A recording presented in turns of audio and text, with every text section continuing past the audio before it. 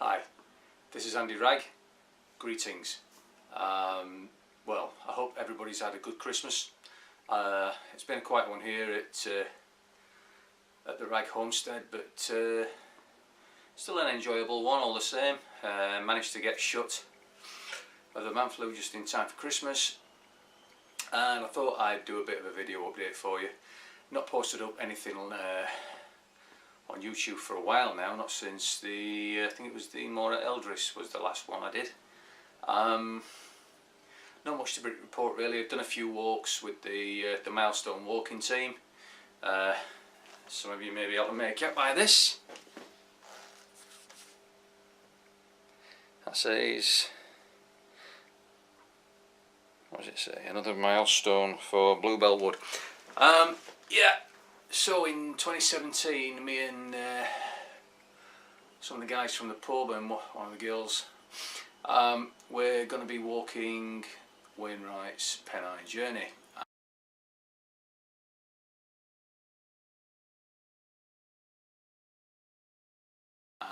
Hoping to raise a substantial amount of money for Bluebell Wood, which is a local hospice here in Sheffield, which obviously offers convalescence and end-of-life care for terminally ill children.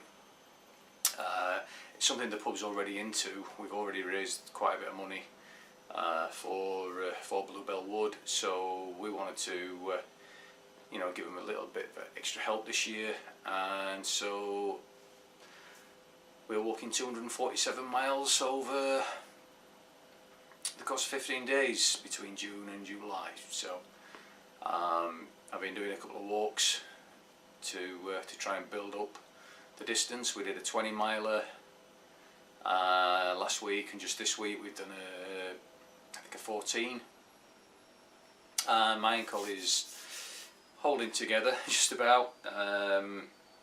So yeah, it's been good. We've had some laughs and just trying to get my feet conditioned, my legs conditioned into walking those kinds of distances again. So anyway, back to the update. So Christmas has been and gone.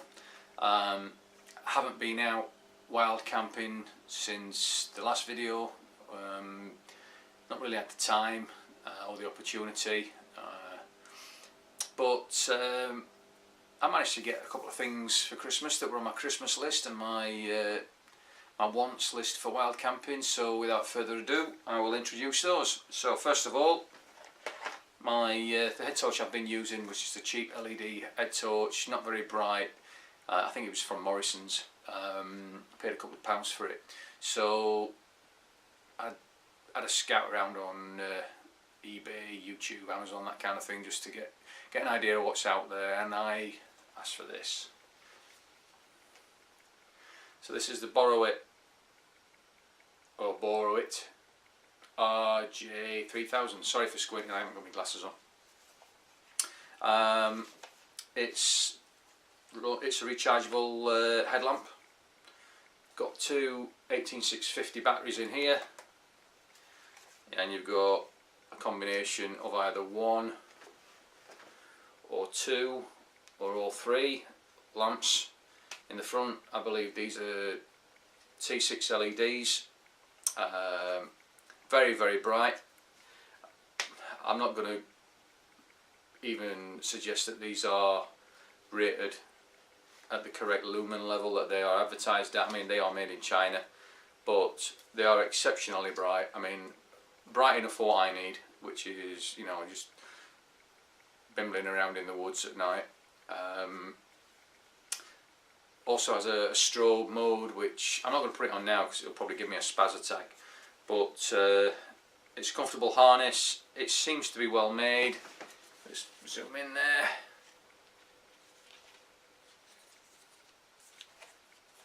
And some people like it, some people don't. I think it's probably a good idea. I'm not in the forces anymore, so I don't need to be sneaky beaky, and with this thing on my head, it's hardly the point anyway. But there is a little red LED embedded in the back, so when the torch comes on, don't know whether you can see that, the LED comes on. Right, So you've seen how bright it is there, because I'm sat in the living room and I've got the two overheads on. What did it come with? Well, it came with the two 18650s, came with a mains charger with a UK plug and a small plug on the end there, and it came with a 12 volt charger, so I can charge it from the car. It didn't come with a USB charger, so one thing I need to do is get myself a USB charge lead so that I can charge it from my power bank. I think the rated runtime for this is 4.5 hours with the single beam, or the two side beams, considerably less when it's running full chat and in psychotic mode. I'll not say it's SOS mode because it's a constant. It's not a Morse code SOS mode. It flashes. That's all it does. So that was the first thing I asked for as a replacement to my El Cheapo Morrison's headlamp, which wasn't very bright at all. So the other thing that I asked for was a bivvy table. I know quite a few of you out there have managed to get your hands on these things when they were stocked at either Lidl or Aldi or whatever. I'm not so fortunate,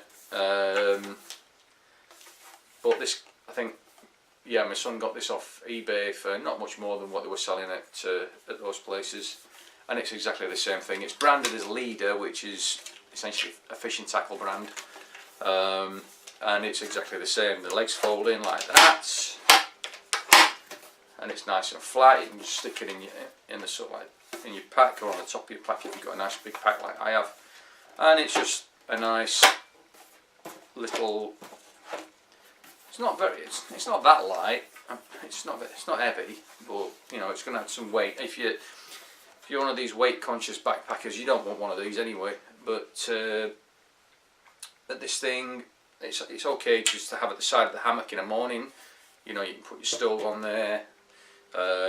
If you cast your mind back to the video that I did in the in Ginger Bushcraft's forest, in his location with Paul Prep Nomad and Jay Gooney Bushcraft, we used Paul's version of this just to brew up on while we got the fire going, etc, etc. And it's just nice to get your stove off the floor, you know, and have somewhere to put your cup that's stable and what have you. So yeah, I didn't ask for much this year, but what did happen was that earlier on in the year somebody heard me, a good friend of mine, a very, very good friend of mine, my bandmate actually. Let's put those to one side.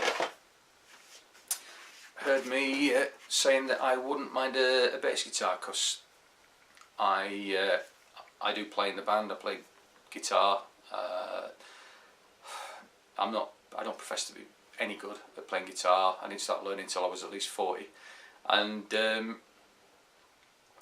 anyway, so I said, I wouldn't mind having a bass guitar, just so I can, you know, have a plink around, and you know, if ever there's a time at a jam night that they're short of bass players, then obviously if I can step up and step in, then that would be great. But obviously I don't have a bass, so I can't really practice bass guitar.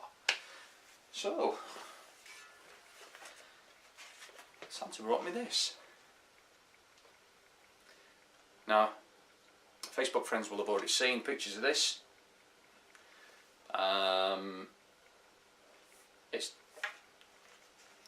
I'm over the moon to get a bass guitar.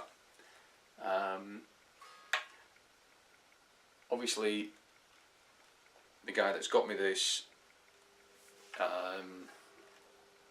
he spent some money, but he's not spent a lot of money. I mean, I'm flabbergasted that he spent what he spent, to be honest. But this is a, I'm not sure how you pronounce it actually, but it's prezzies. These are Chinese made, and it is quite nice. I've been playing it today. I've been playing it for the last couple of days. It's, I'm not sure what kind of style you'd call it, like a modern progressive style based on the loosely on the Stratocaster shape. Just 4 strings. It's got both pickup configurations, 2 volume and a tone control. It is a passive bass. I don't know what gauge strings are on here because, as I say, I'm not a bass player. I wouldn't even know where to start. But I'm happy, you know. And it came with a case. It came with a hard case, which is even better. So that when when I'm out gigging, if I do happen to take a bass with me, then I've got something to put it in.